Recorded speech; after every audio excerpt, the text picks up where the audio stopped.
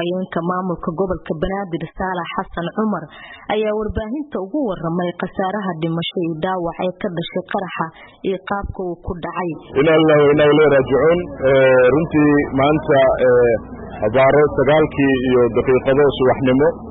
halkan aanu joogno ee ah degboontigan kale ee sayidka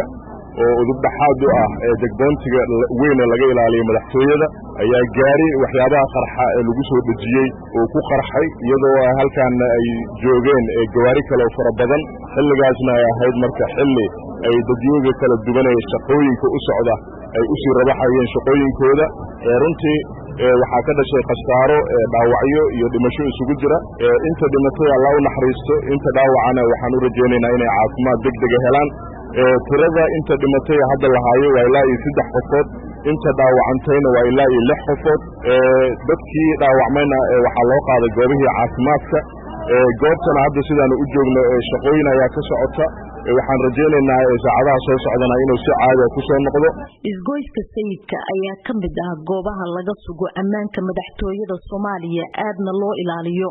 loomana ogolo in gaadiid aan baaritaan lagu sameeynin in uu ka soo gudbo halkaasi iyadoo waqtiga qaraxa uu dhacayay ay goobta ahayd mid mashquul badan oo gaadiid fara badan ay ku jireen safka baaritaanka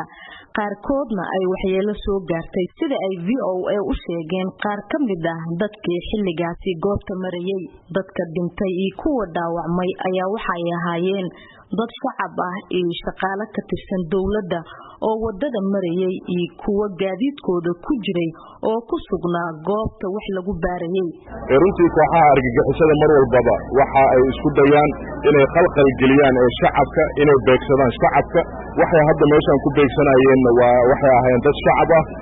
runtii waxaanu leenahay shacabka Soomaaliyeedna waa u jeedaan kooxahan argagixisada inaysan u aabadayeenin ruux shacab iyo qof kale intaba marka waxaan rajaynaynaa in shacabka la shaqeeyaan laamaha ammaanka si looga hortago kooxahan argagixisada ee baneystay caadeystay inay shacabka dhibaataysan iyaguna dhibaato ugu sii daraan maalin walba hooyo Soomaaliyeed ka oysiiyaan qof kasta oo Soomaali ah waxa aanu ku go'aabinaynaa in uu la dagaalamo kooxahan argagixisada meel walba oo joogo. Ma jiro ilaa iyo hadda wax war ah oo ka soo baxay dhanka laamaha ammaanka dawladda oo ku aadan qaraxa iyadoo la isweydiinayo sida gaariga qarxay ay ugu suurto gashay in uu soo gaaro barta control ee sayidka oo ay ku yaalaan xarumaha muhiimka ah ee dawladda xilli inta badan wadooyinka magaalada ay ciidamada amniga ay xireen oo aan gaadiidka ka soo gudbi karin waxaana qaraxa mas'uuliyadiisa sheegtay ururka Al-Shabaab. Abubakar Maxamed VOA Muqdisho.